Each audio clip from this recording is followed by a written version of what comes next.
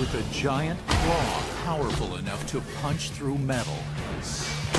A mouth full of crocodile-like teeth. And a sail on its back.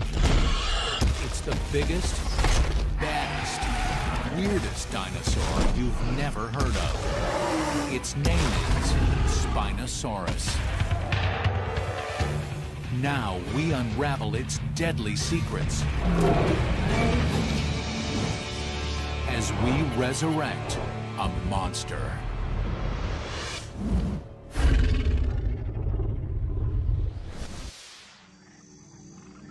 Africa, 95 million years ago. Another day in the dino killing fields. Paralititans are gigantic, lumbering plant eaters. Their size keeps the adults safe.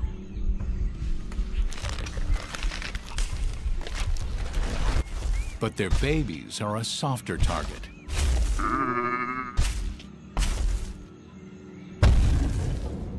Rugops, a 30-foot-long killing machine, is on the hunt.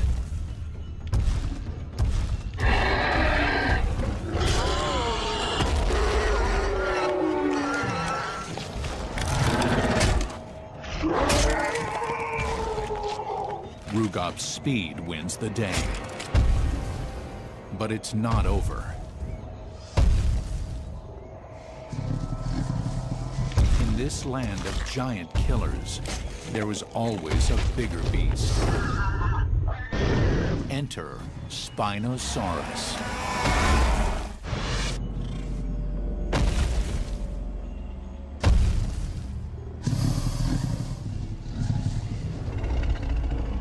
Although Tyrannosaurus rex and Allosaurus are considered dinosaur superstars, Spinosaurus deserves celebrity status too. Spinosaurus is a truly amazing dinosaur. It's big, it's really specialized, really well adapted to a different way of life than any other giant creature, and it's just plain weird looking.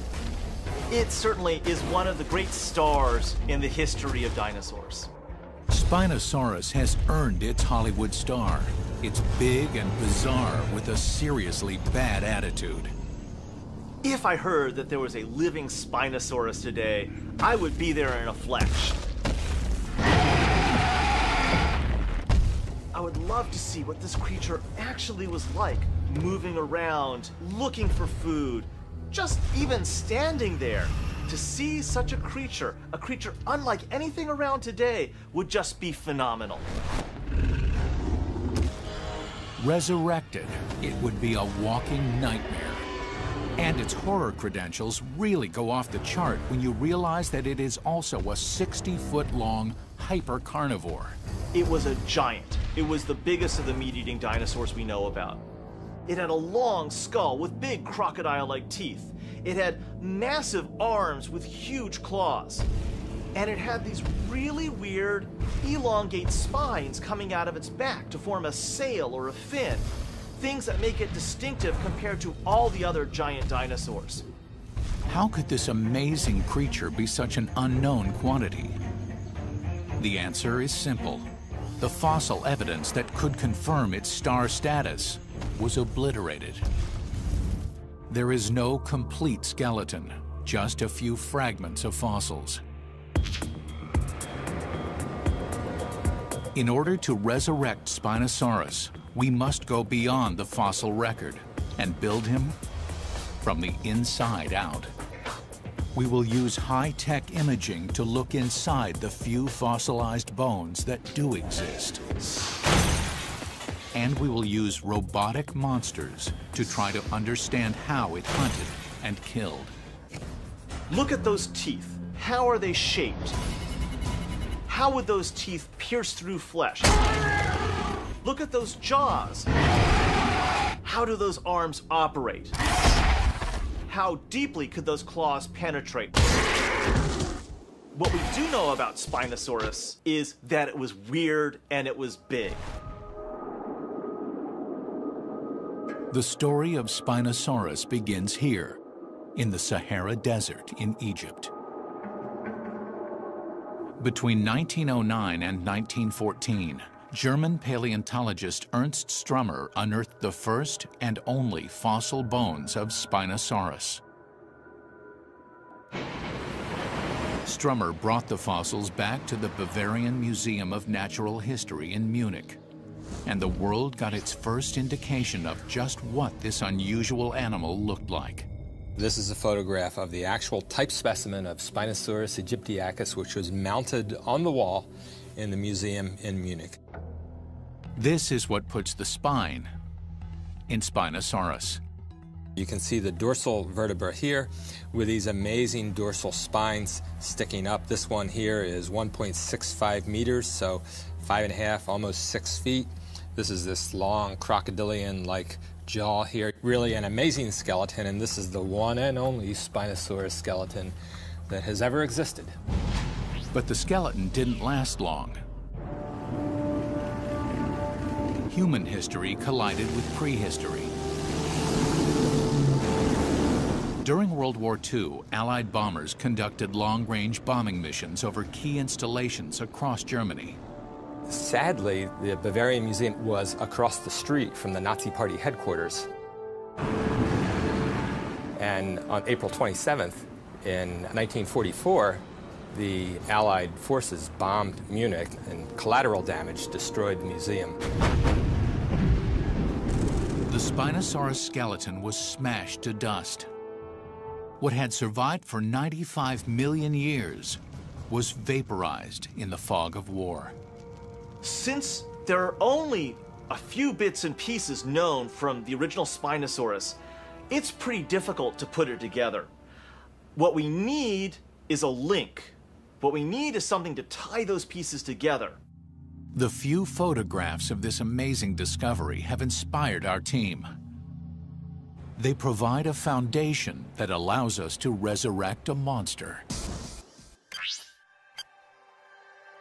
But these photos raise questions about how this predator hunted and killed. Why were its jaw and teeth so different from those of other carnivores? Unlike a typical meat-eating dinosaur, it's got this long, very crocodile-like snout and cone-shaped teeth, rather than the railroad spike-like teeth of T-Rex. Why did it have such huge forearms, tipped with gigantic claws? The claws and hands of Spinosaurus, honest to goodness, are like industrial meat hooks. If you were to go to a slaughterhouse or a butcher's shop, that's where you would see their modern equivalent. And what about that bizarre spine that gives Spinosaurus its name? All those long spines together form this big sail or fin on the back. It's a narrow structure. What's it for? In order to find out, we must travel back 95 million years. The Earth that Spinosaurus inhabited would be unrecognizable to us. What is today the Sahara Desert was a vast network of tidal and mangrove swamps. The hot climate allowed for a multitude of plants and animals to flourish. There was plenty of prey for Spino, but also plenty of competition. Spinosaurus certainly was a big apex predator, but it wasn't alone. When we go and look at the environment that Spinosaurus lived, we see a couple of really large predatory dinosaurs. We even have indications there might even be more. Spinosaurus lived in an environment with extremely large plant-eating dinosaurs that may have been a major food source. But it was competing for this food source against some pretty tough customers. One of Spino's main rivals was a giant predator with a mouthful of a name, Carcharodontosaurus, and it had a mouthful of fearsome shark-like teeth. It's essentially a giant land shark, a terribly fierce creature. It has a huge jaw. And lurking just offshore, giant crocodiles as big as a bus stalked the warm, brackish waters. This thing could have preyed upon just about anything it wanted to, probably including dinosaurs. But one alpha predator ruled them all: Spinosaurus.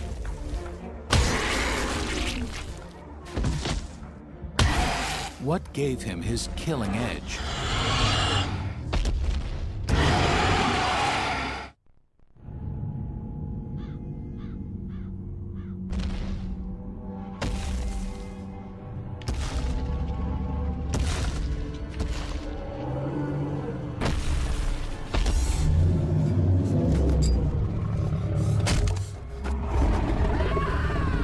We are lucky.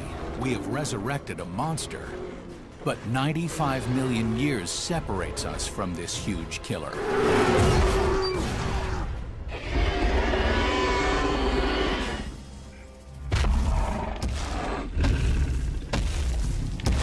Spinosaurus was the world's biggest meat-eating dinosaur. Yet it has become a postscript in dinosaur history.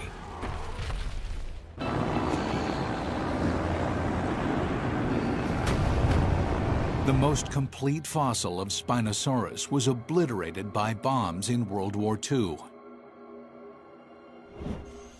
And without the fossils to ensure its immortality, Spinosaurus has turned into the most amazing dinosaur you have never heard of. But scientists have continued to try to uncover more about this massive creature and its weaponry. Paleontologists have to rely on a number of different lines of evidence to try to reconstruct any fossil creature.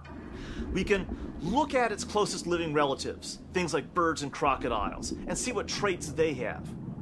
And it's by these ideas, and by some speculation, that we can resurrect an extinct animal. Spino, however, was unlike any dinosaur ever found.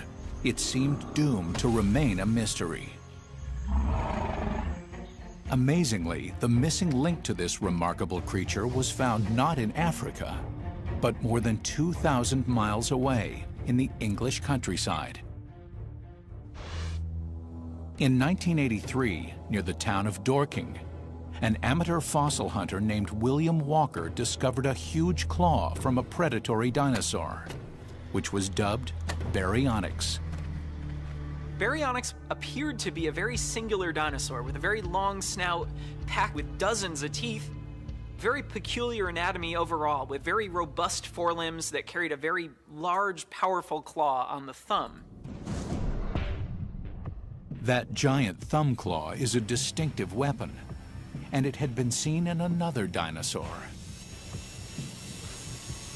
Some astute paleontologists recognize some intriguing similarities between this new English dinosaur and Spinosaurus. Paleontologists determined that Baryonyx was a close relative of Spinosaurus. We can use information that we find about baryonyx, which are known almost completely, to allow us to sort of fill in the blanks about what we don't know about Spinosaurus. Baryonyx is like a mini Spinosaurus, without the sail. Using its skeleton as a template, scientists were able to reconstruct Spino. And when it was done, it proved to be an absolute monster. 60 feet in length, 7-foot forearms, 15-inch claws, and 9 tons. Spino was nearly as long as this 18-wheeler and 6,000 pounds heavier. And it outweighed and outreached the legendary T-Rex and every other big predatory dinosaur. Size matters, but the weaponry matters even more. And rebuilding Spino's toolkit is the key to understanding what and how it killed.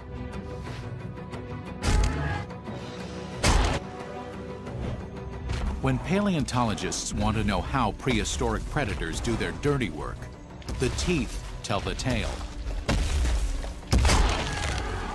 Scientists study teeth the same way a detective looks at a murder weapon.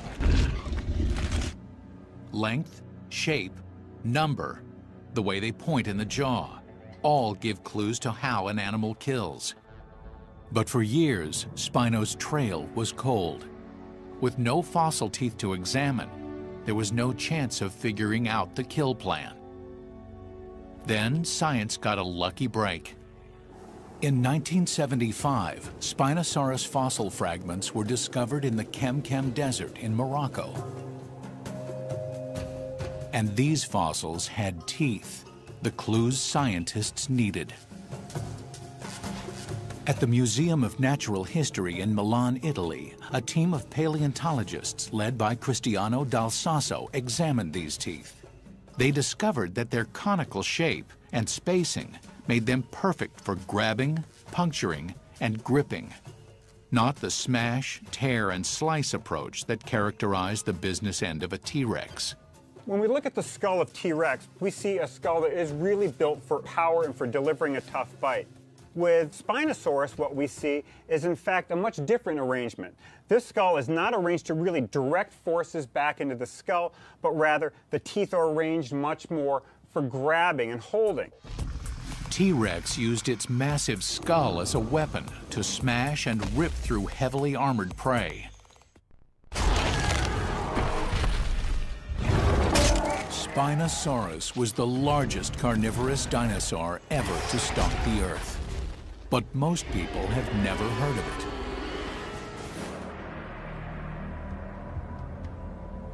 Now, our scientific team is resurrecting this monster to try to figure out how it lived, hunted, and killed. Resurrecting a dinosaur like Spinosaurus is pretty difficult, especially when the first specimen was destroyed and we can't even use those original bones. Recently discovered skull fragments reveal that Spino didn't bite like other big dinosaurs. Its teeth weren't designed to tear through armored skin, bone, and flesh like T-Rex.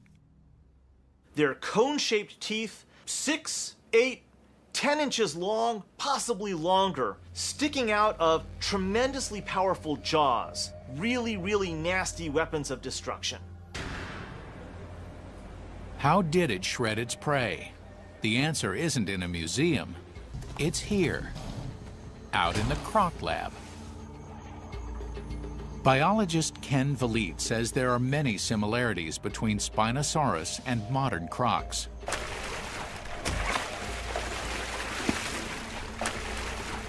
If you look at this skull as analogous to a Spinosaurus skull, we have a fairly low skull that's elongated with a slender snout and lined with these conical teeth. Crocodilians have the most powerful bite forces of any animals that have been measured. They have a tremendous crushing power in their jaws, but they don't have teeth that are meant to tear and separate prey items into bite-sized pieces. So if your teeth don't cut it, how do you kill? They can grab a hold of a prey item and go into the death roll. And just by the mass of their body, they can tear an item off of a prey animal. Tearing an animal to bits in a death roll is brutal, yet effective. Spino was way too big to spin. But crocs have another terrible trick. Crocodiles will often take a large prey animal, grab some portion of it, for instance a forelimb, lift it up out of the water and sling it one way and then forcibly throw it the other way.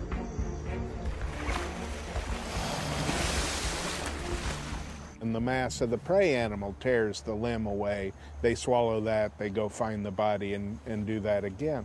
Crocodiles literally shake their prey to bits. And it looks like Spinosaurus used a similar technique. When Spinosaurus got its jaws onto its victim, it would pierce through the meat with those those conical teeth. It would thrash its skull back and forth, yanking out chunks of meat, and as it's thrashing back and forth, that victim's neck could be broken. So between the meat being pulled out and the thrashing back and forth, that victim would not last very long. 3 times as long as the biggest living crocodile and 6 times as heavy, this dinosaur had monstrous power. And Spinosaurus had another advantage over crocs. For such a titan, it was faster than any of its typical prey. It needed to be. Spinosaurs lived in a hyper-competitive hunting ground, where even lumbering prey like Paralititans were surprisingly well-armed. They could use their tails like giant clubs.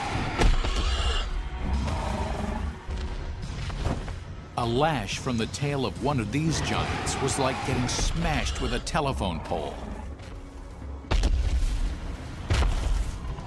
So how does a 9-ton, 60-foot monster with a sail on its back manage to be both quick and maneuverable? The answer is in its feet. This is an adaptation for speed and for forward locomotion. So if you look at the leg and the foot of a meat-eating dinosaur, it's all about moving forward.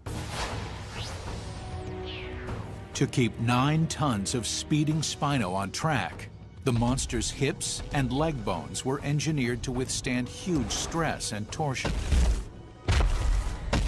They have this really strong bone box, essentially, that forms this big muscle attachment point. It's like the girders on a bridge. So then they can have these big leg muscles that come up and attach to this bone box, and then it creates a very efficient system. Flexible feet, immense legs, and reinforced hips. Spino was a phenomenal running machine. If Spinosaurus was coming for you, you'd better learn how to hide. If you ran in a straight line and it was chasing you, it would get you, unless you were an Olympian athlete, and then you've got a chance to book away from it faster than it could run. Unfortunately, we're at the right height for it to grasp, to snap out with those jaws. All dinosaurs were swift movers compared to a lot of modern creatures. It could catch any one of us. A picture is emerging of a fast and furious killer, quick enough to hunt down prey, strong enough to shake it to bits. But this monster has more terrible secrets that must be explained. Each of its arms, bigger than a grown man, was tipped with 3 massive meat hooks. How did Spino use them? And just how much damage could they inflict? As we scientifically resurrect this creature, we have re-examined its 6-foot jaw. But it had another formidable weapon: huge razor-sharp claws on muscular arms.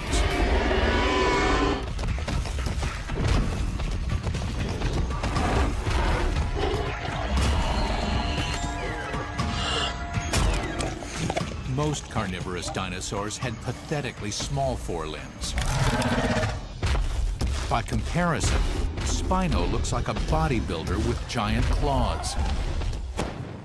Today's big land predators are things like polar bears and grizzly bears and Siberian tigers, and all of them have some pretty impressive claws that can make short work of a human being like us. But those claws are pathetic against the gigantic talons of Spinosaurus. Do these claws hold the key to understanding this creature's place at the top of the food chain?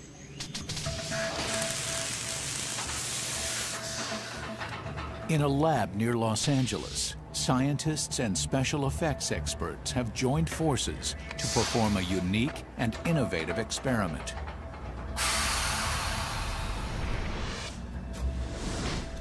Paleontologist Dr. Matt LaManna and the special effects team, led by designer Kim Hicks, are attempting to bring Spinosaurus back to life.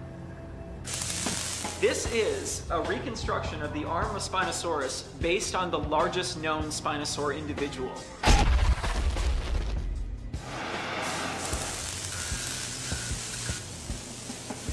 They are building a life-sized steel replica of a Spinosaurus forearm and claw. 7 feet of deadly power. What we're going to do here today is slam this big schematic Spinosaurus hand into some modern-day items and see what kind of damage it does. Maybe to get an idea of what the real thing might have done to animals that lived in its environment. Scaling up from Spino's cousin, Baryonyx, Lamanna has provided precise specs to the effects team to recreate the arm and claw. The proportions of the arm look really good, because you guys have followed the references that I gave you really well. We boosted it up to 7 feet per your concepts of what the actual scale was also. A powerful air cannon will provide the muscle to propel the steel claw. The entire device is anchored to the concrete floor using 17 half-inch bolts. If this thing gets loose, it could kill someone. Well, we have a 7-foot radius, so the tip is going to move a lot faster than the actual thrust of the armature, and we've got about a 12-inch thrust on the armature. Approximating the force of the real animal is tricky. But if Lamanna's calculations are right, the size is dead on.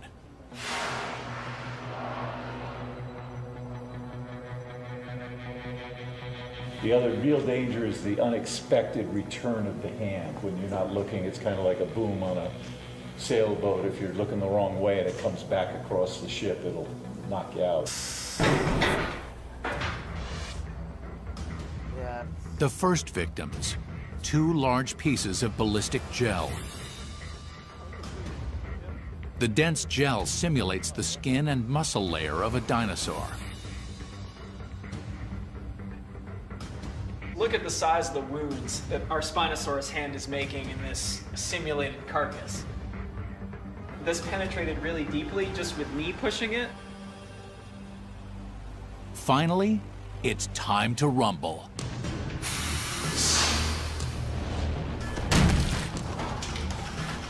Yuck. That's what happens. Look at the slime trail. I have to admit, I was expecting a splatter. But I think what we got is even more impressive in the sense that the depth of this wound, the like long, jagged wound that this yields. Imagine you're the body of a big animal, something that gets hit with that, and that's a devastating wound. Now our recreation team ups the ante. They want to see the upper limits on Spinosaurus's smackdown power. The claws easily rip into flesh, but could they have slashed through the armored skin of prehistoric prey? It's time to really test Spino's power against steel. Bring in the car door.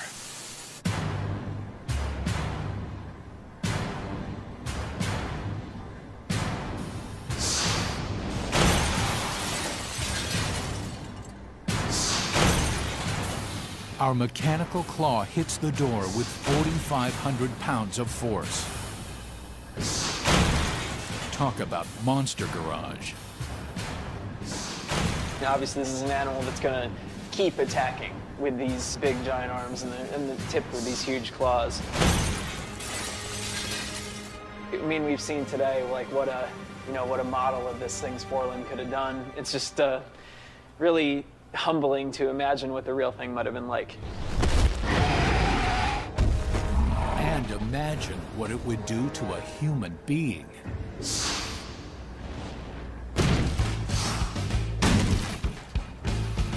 No animal would want to be on the receiving end of that mighty hook. But there's still one big mystery to explain. What did that spine that gave this saurus its name actually do? It may have looked like something from a Japanese monster movie, but Spinosaurus was no fictional creation. This real-life Godzilla once ruled the Earth. Unfortunately, we know very little about this awesome animal. It's the ultimate cold case. The loss of the original Spinosaurus fossil was a great tragedy for science. And so, for many decades, we've missed what it is that makes Spinosaurus so interesting because we couldn't look at its bones. Piecing together the few fossil fragments that do exist, we've been able to build up a picture of Spinosaurus and bring this monster back to life. But there is something missing from our resurrection of Spinosaurus. And that is the purpose for that spiny sail. Often paleontologists can find direct comparisons between the features of living animals and prehistoric creatures, but not here. Since nothing in the world today has a sail like Spinosaurus, paleontologists are forced to speculate on the possible functions of this structure. What was the purpose of Spino's sail? The answer could lie in the brutal climate. This is a time when the world was very, very hot, hotter than it is today. And so if a creature is vigorous, if a creature is moving around a lot, it's going to have a cooling issue. A prehistoric predator like Spinosaurus was constantly on the move. Nature has provided a way for some animals to cool off. For instance, elephants flap their ears to help shed heat. Spino's sail may have had a similar role in that superheated climate. A structure like a sail gives a huge surface area without much addition of volume. It can remove heat. Hot blood flowing through the skin covering the vertebrae releases heat before it returns to the body.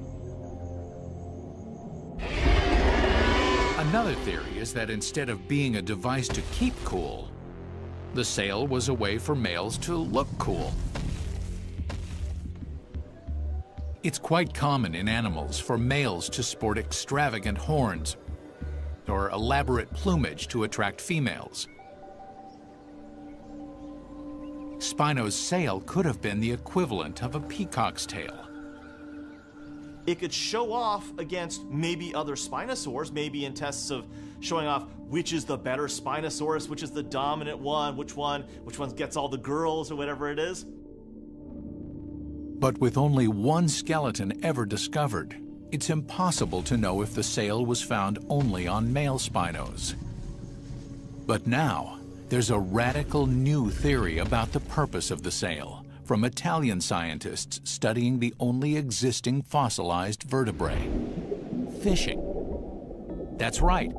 Many paleontologists believe Spinosaurus was not only the world's biggest fisherman, it used the biggest lure. Some fish-eating birds, like herons, use their wings to create shadows while standing in the water. Fish are attracted to these dark areas, and when they swim near, the birds grab them with their beaks. Did Spino use its fin the same way and then use its teeth and claws to nail the kill? In an attempt to answer this question, Cristiano Dal Sasso and his colleagues examined the Spino jaw fossil. They discovered an intriguing feature. The snout is covered with a number of enlarged pits. These pits have been found only in the Spino family. So what purpose did they serve? Once again, the answer may lie with the modern crocodile. It's been discovered in recent years that modern crocodilians, like alligators, have specialized pits in their snout. Those pits hold receptors that allow them to detect motion in the water.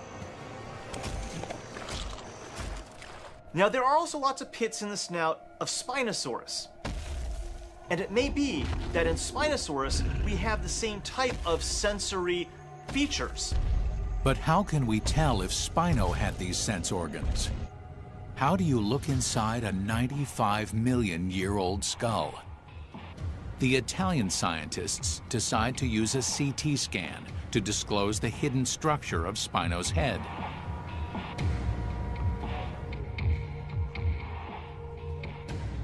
The CAT scan reveals that the pits at the end of the snout all have a kind of canal attached to them. Dal Sasso and his colleagues believe that these canals may have been nerve pathways to the pits. We don't know this for certain, and it will take some detailed anatomical work to demonstrate those pits are the same thing as the pits in crocodilians.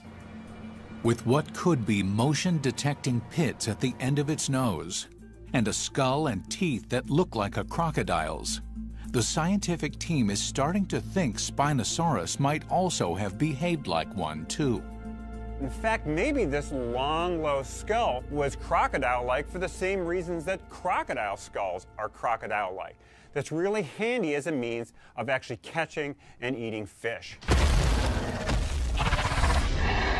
The giant claws that Spinosaurus could use to disembowel its victims would serve just as well as a pair of monstrous hooks. Remarkably, the largest ever land predator was also a formidable water predator. Spinosaurus was adaptable and apparently invincible, a gigantic multi-purpose killing machine from which nothing on land or in water was safe.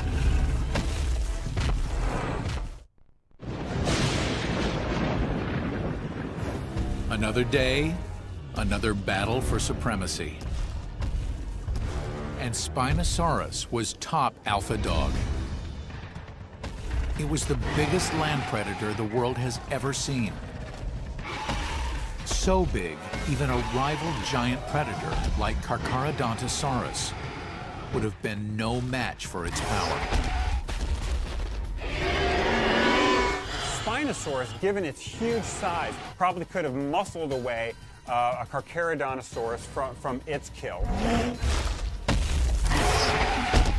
We've seen that Spinosaurus was the perfect killer, with jaws, claws, teeth, and speed that easily dominated the Cretaceous landscape. But about 95 million years ago, within the blink of an eye in geological time, this monster disappears. Why? Spinosaurus was the last of its kind. It was really good at what it did, but the problem is the world changed around it, and Spinosaurus and its lineage didn't adapt. A chain of earth-shaking events caused temperatures to plummet. The sea receded. Spino's lush habitat changed for the worse. Sea level dropped and the habitat of Spinosaurus was degraded. Essentially, the niche of an organism is an economy, and that economy can run just great for 1 million years, and then something can get out of balance, and there goes that organism. First to die off are the big plant eaters, like Paralititan. And this makes finding food difficult for Spino. And when you're this big, you need to eat all the time. Spinosaurus's own massive size is becoming more of a problem than an asset. It was only equipped to kill increasingly scarce big prey. Smaller predators like rugops could handle the change. Spinosaurus was forced to scavenge, and its size was no help against a pack of small, agile predators.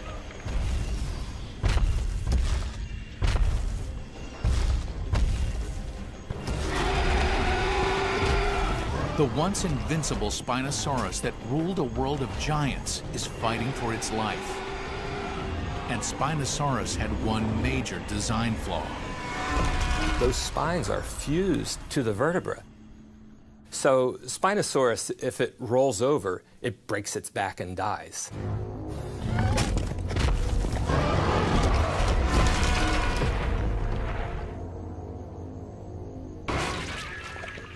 Spino's amazing sail, whether cooling device, sexual ornament, or fishing apparatus, was a symbol of a creature that was too big and too specialized to live in a rapidly shifting environment.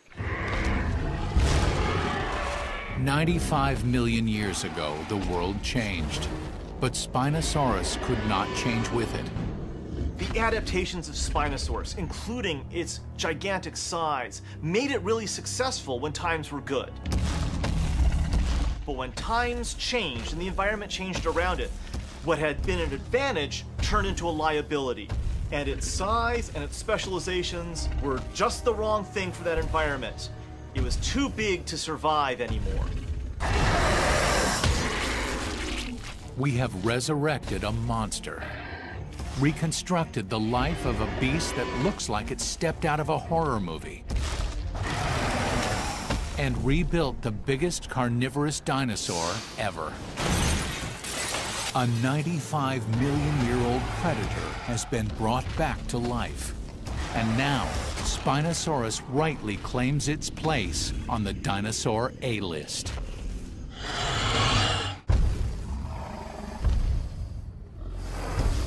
But what other monsters lie beneath our world?